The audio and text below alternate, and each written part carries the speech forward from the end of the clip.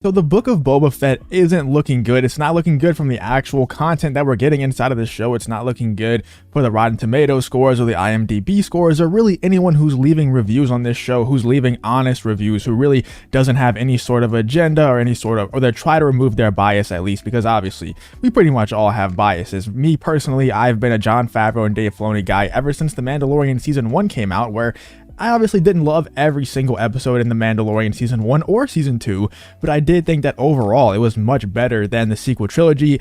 If you remember back to The Mandalorian Season 1, it was airing at the same time that The Rise of Skywalker came out. The Rise of Skywalker actually came out in the middle of The Mandalorian Season 1 airing, and it was just such a easy comparison. It was an easy choice on which show or which piece of content was superior. It was The Mandalorian Season 1, and there was no question, at least in my eyes. And after seeing The Mandalorian Season 1 and the way it ended, and it concluded really perfectly, not only to conclude that season, but also to just set up the next season and set up the next few seasons of The Mandalorian and really this entire new universe, this new world that we could be diving into. It was a very exciting time, and I love Jon Favreau and Dave Filoni for doing that. But now I'm not going to hold back whenever they do something bad, whenever they make a show that I don't enjoy, simply because I've been saying that Jon Favreau and Dave Filoni are saving Star Wars, simply because I've been truly believing that ever since The Mandalorian Season 1.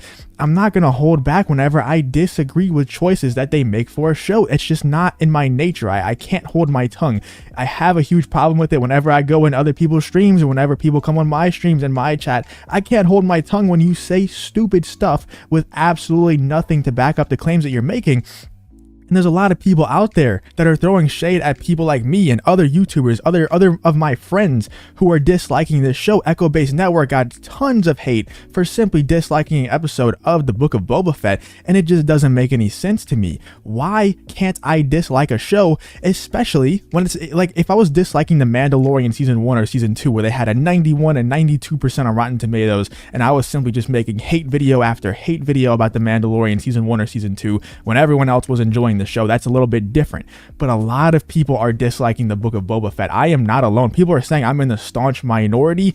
It doesn't look like it. If you look at this audience score right here, 61%, it doesn't look like I'm in that big of a minority. It probably is the minority. I think a lot of Star Wars fans out there just kind of, I don't mean this in an insulting way at all. I don't mean this in a bad way. This is actually a good way to be. Ignorance is bliss, as they say, and I swear to God, I'm not trying to insult anyone, because I used to be this way. I wish I still was this way. A lot of Star Wars fans out there are just mindlessly consuming content. Once again, not trying to insult anyone who does that, but a lot of people out there are just mindlessly consuming this content, and they're just eating it up because they're not really thinking about, is this going to be good or is this going to be bad? They're just kind of happy to have Star Wars content. Once again, I wish I was still that way, because that's how I used to be back when The Last Jedi came out. That's how I used to be. I couldn't even fathom a Star Wars project being bad. But after The Last Jedi came out, I did some thinking, and then The Rise of Skywalker came out, and I was just like, you know what? Maybe this isn't very good, and it's definitely not as good as The Mandalorian. So I don't understand why I'm not allowed to have an opinion that's not just, this is the best thing ever made, because it's a Jon Favreau and Dave Filoni production. I'm not going to give them a pass simply because I've been saying that they're the saviors of Star Wars. I'm not going to do that. I will never do that for anyone, because when I make these videos, when I get on YouTube, on streams, and other people's chats, whatever it is, on Twitter even, I'm not going to bite my tongue. I'm going to try to remove my bias as best to the best of my ability. That's just how I am, and I'm going to be unapologetically myself whenever it comes to YouTube, comes to Twitter, whenever it comes to conversations outside of YouTube.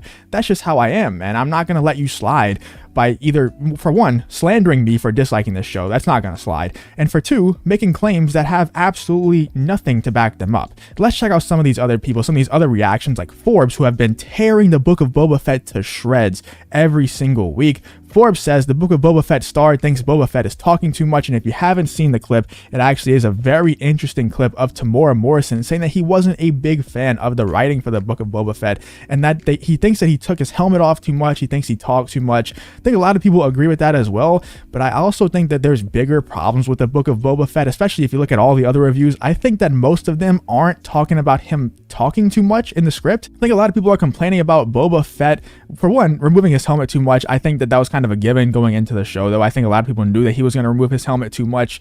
Just from the trailers, it looked like that. But I think a big problem that a lot of people have with this show is the silliness. There's a lot of silly moments. If you watched episode 4, I'm not going to do too much spoilers in this episode. I mean, in this this video.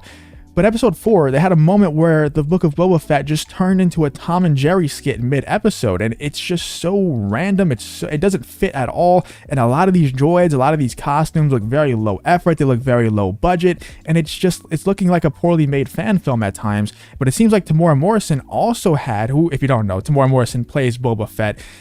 He also had a lot of problems with the script when it came to the Book of Boba Fett as well. A lot of problems that I didn't have, that I don't think that they're the main problems with the show. There definitely are problems though. So it's very interesting to see that Tamora Morrison tried to voice his opinions and his problems with the show, and they straight up ignored him, as well as they kind of ignored the fans. I personally think that they just didn't have a plan going into this show. They didn't really know what they wanted to do with the character of Book of Boba Fett, or the character of Boba Fett, but they wanted to make the Book of Boba Fett simply for the sake of making a Boba Fett show. That's personally what I think. As soon as I saw this show announced, I was not too happy about it. I thought that this show should never be made. I made the tweet, I think it was yesterday, where I said I wouldn't know how to do a Boba Fett show either. That's why I've been saying ever since it was announced that it shouldn't happen, because we shouldn't be making shows like this. There's not really a story good enough to be told for an entire season of a show. It's just not enough. You know, Boba Fett can't carry a show. He's a side character. He's a really cool side character,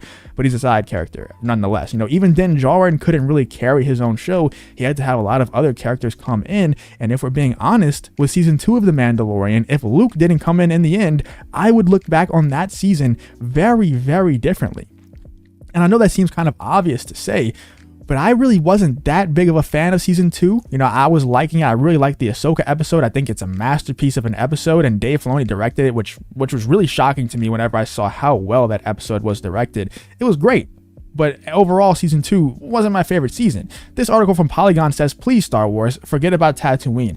They're going back to Tatooine so much in this Mandalorian universe. You know, they've done it multiple times in The Mandalorian already, and now this entire show is set on Tatooine. I'm sure most of, if not all of Kenobi will be set on Tatooine, which I'm also worried about because it's just getting old, man. And even when they go off of world, I don't think this has happened in the Mandalorian universe yet, but even when they go off world in the sequel trilogy and stuff, off of Tatooine, they're going to other sandy planets, and it's just getting old, man. Let's get some new planets in there. Let's get some new landscapes going.